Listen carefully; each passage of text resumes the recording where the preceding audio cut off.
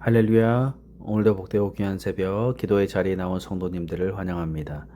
2025년 2월 28일 금요일 새벽 기도회를 시작합니다.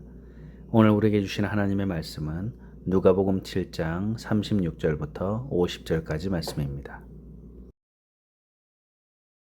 한 바리새인이 예수께 자기와 함께 잡수시기를 청하니, 이에 바리새인의 집에 들어가 앉으셨을 때에 그 동네에 죄를 지은 한 여자가 있어 예수께서 바리새인의 집에 앉아 계심을 알고 향유 담은 옥합을 가지고 와서 예수의 뒤로 그 발 곁에 서서 울며 눈물로 그 발을 적시고 자기 머리털로 닦고 그 발에 입 맞추고 향유를 부으니, 예수를 청한 바리새인이 그것을 보고 마음에 이르되, 이 사람이 만일 선지자라면 자기를 만지는 이 여자가 누구며 어떠한 자, 곧 죄인인 줄 알았으리라.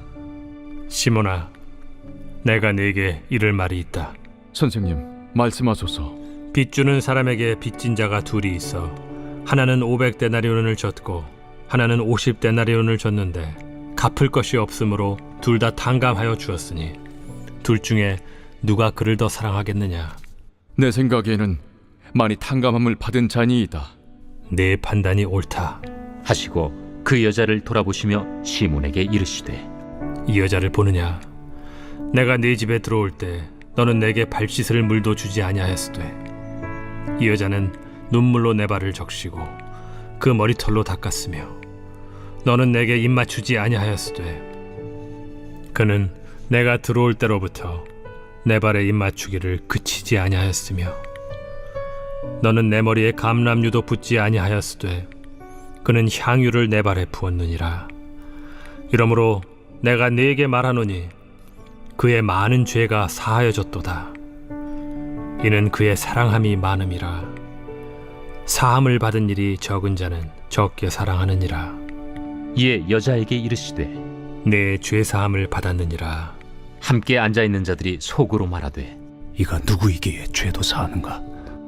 예수께서 여자에게 이르시되, 내 믿음이 너를 구원하였으니 평안히 가라.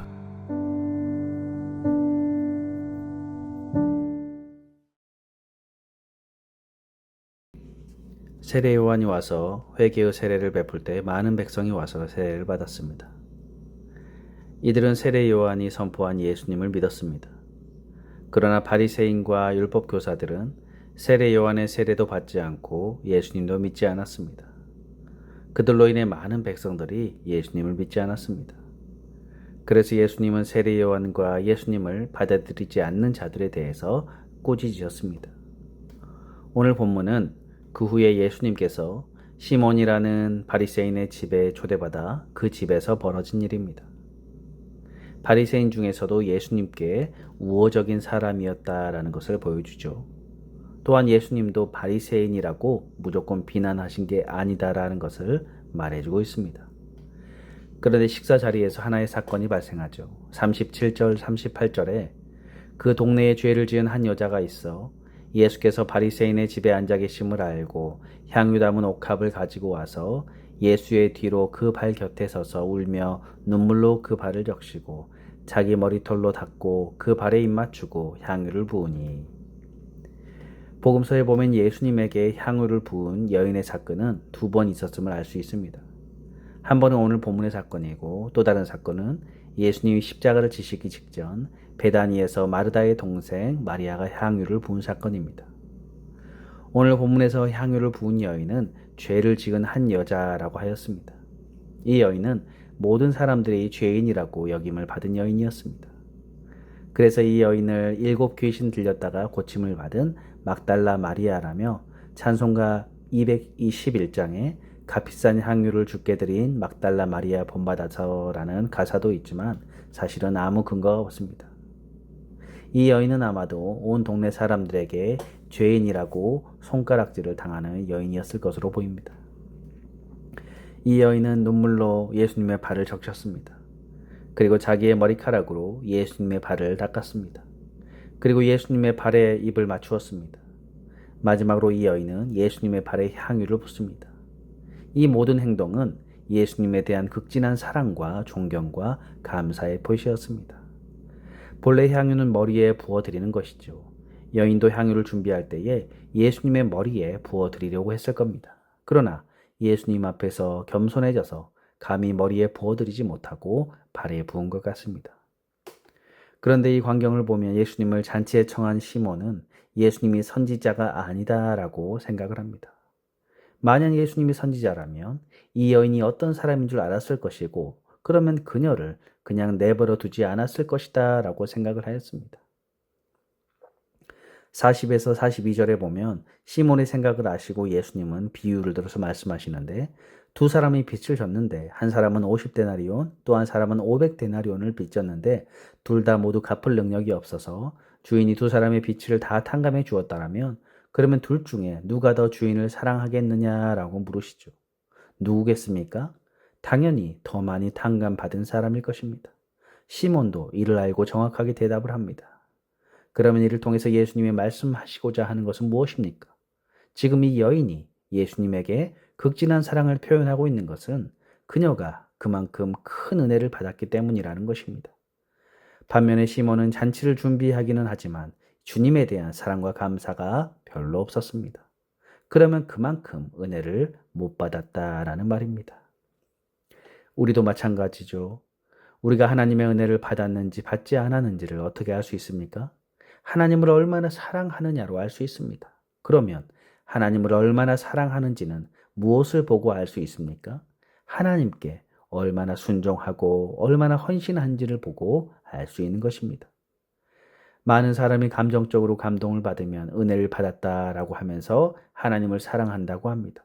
물론 그 점도 중요합니다. 은혜를 받으면 감정이 뜨거워집니다.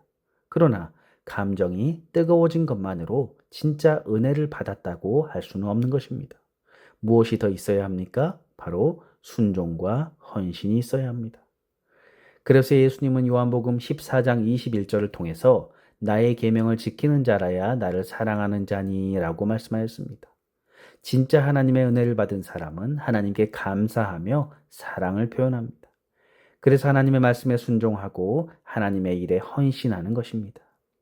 그래서 예수님은 시몬과 이 여인의 모습을 세 가지로 비교하고 계시는데 첫 번째로는 시몬은 예수님께 발 씻을 물도 주지 않았다라는 것입니다. 유대인들은 여행길에서 온 손님에게 발 씻을 물을 주는 것을 극진한 대접으로 생각했습니다. 그렇지만 반드시 해야 하는 것은 아니었습니다. 그런데 이 여인은 자기 눈물로 예수님의 발을 적시고 머리털로 닦았습니다. 둘째로 시몬은 예수님께 입을 맞추지 않았다라는 것입니다. 유대인들은 손님에 대한 존경과 사랑의 표시로 뺨이나 손에 입을 맞추는 것이 적절한 인사였습니다. 그러나 이 또한 반드시 해야 하는 것은 아니었습니다. 시몬은 예수님을 최소한의 예의로만 대접한 것입니다. 이에 반해서 여인은 예수님의 발에 입을 맞추었습니다. 세 번째로 시몬은 예수님의 머리에 감람유도 붓지 않았습니다. 손님에게 기름을 부어주는 것은 환대의 인사입니다. 그러나 이건 역시도 꼭 해야 하는 의무는 아니었습니다. 그런데 이 여인은 향유를 예수님의 발에 부었습니다. 향유는 감람유와 비교도 되지 않게 비싼 것입니다. 그것도 여인은 예수님의 발에 부었다는 것이죠. 이처럼 이 여인은 시몬보다 훨씬 더 극진히 예수님을 대접한 것입니다. 이것은 여인이 시몬보다 예수님을 더 사랑하였다라는 것을 보여줍니다.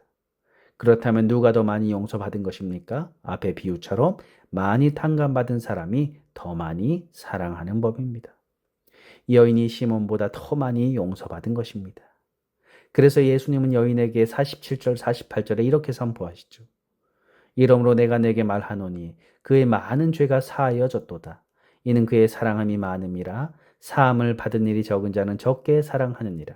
이에 여자에게 이르시되 내 죄 사함을 받았느니라 하시니. 이 말씀은 여인이 주님을 많이 사랑했기 때문에 많은 죄를 용서받았다는 뜻이 아닙니다. 오히려 반대입니다. 여인이 많은 죄를 용서받았기 때문에 많이 사랑한다라는 뜻입니다. 그래서 예수님이 지금 죄사함을 선포하시며 이 여인을 이미 받은 용서를 확증해 주고 계시는 것입니다. 그렇다면 우리가 주님을 더 많이 사랑하기 위하여서 차라리 더 많은 죄를 지어서 더 많은 용서를 받자고 생각할 수 있습니다. 그러나 이것은 예수님의 말씀을 심하게 곡해한 것입니다. 사람은 누구나 하나님 앞에서 말할 수 없이 큰 죄인입니다. 누가 더 큰 죄인이고 누가 더 작은 죄인이다라고 말할 수 없습니다. 다만 자기의 죄를 깨닫는 정도가 크거나 작을 뿐입니다. 자기 죄를 많이 깨달은 사람이 은혜를 더 많이 깨닫고 하나님을 더 많이 사랑하는 것입니다.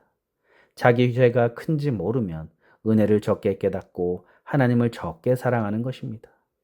그러므로 오늘도 이 여인처럼 진심으로 예수님을 사랑하며 헌신된 삶을 살고자 한다면 우리는 어떻게 해야 될까요? 먼저 내가 하나님 앞에 얼마나 큰 죄인인지를 알아야 합니다. 내가 죄인이라는 것을 모르면 주님의 은혜도 모르고 주님을 사랑할 수도 없고 주를 위해 헌신할 수도 없습니다. 그리고 날마다 십자가를 바라보아야 합니다. 십자가를 통해서 하나님의 아들이 죽으셔야 했을 정도로 내가 얼마나 큰 죄인인지, 그리고 내가 받은 용서가 얼마나 놀라운 은혜인지를 되새겨야 하는 것입니다. 그럴 때 우리는 더욱더 주님을 사랑하고 주님을 위한 헌신의 삶을 살아가게 될 수 있는 것입니다. 그러므로 성도 여러분, 바라옵기는 십자가 보혈의 은총을 날마다 의지하시며 그 크신 은혜에 날마다 감사하며 감격하며 이제 더욱 주님을 사랑하고 주님을 위해 헌신하며 살아가시는 저와 여러분들 되시기를 주님의 이름으로 축복합니다. 기도하겠습니다. 하나님, 오늘 말씀을 통해서 우리 스스로가 얼마나 하나님 앞에 큰 죄인인지를 깨닫게 하시니 감사합니다. 매일매일 십자가 앞에 나아가서 나를 죽게 하시고 온전히 예수 안에서 살게 하셔서 주님을 더욱더 사랑하고 주님을 위해서 헌신하는 삶을 살아가는 저희들 되도록 인도하여 주옵소서. 감사드리며 예수님의 이름으로 기도드립니다. 아멘. 잠시 시간 기도하는 시간을 갖겠습니다. 먼저 말씀을 생각하면서 우리가 매일매일 날마다 십자가 앞에 나아가서 예수 안에서 새 생명 얻게 하시고 또한 날마다 십자가 앞에 우리의 죄를 못 받고 주님을 위해서 순종하며 헌신하며 살아가는 삶을 살아가게 해달라고 기도하시고, 두 번째로 우리 갈보리 교회와 예배와 또 우리 성도님들, 또 가정을 위해서, 자녀들을 위해서, 또 주변의 어려운 이웃들을 위해서 함께 이 시간 기도하겠습니다.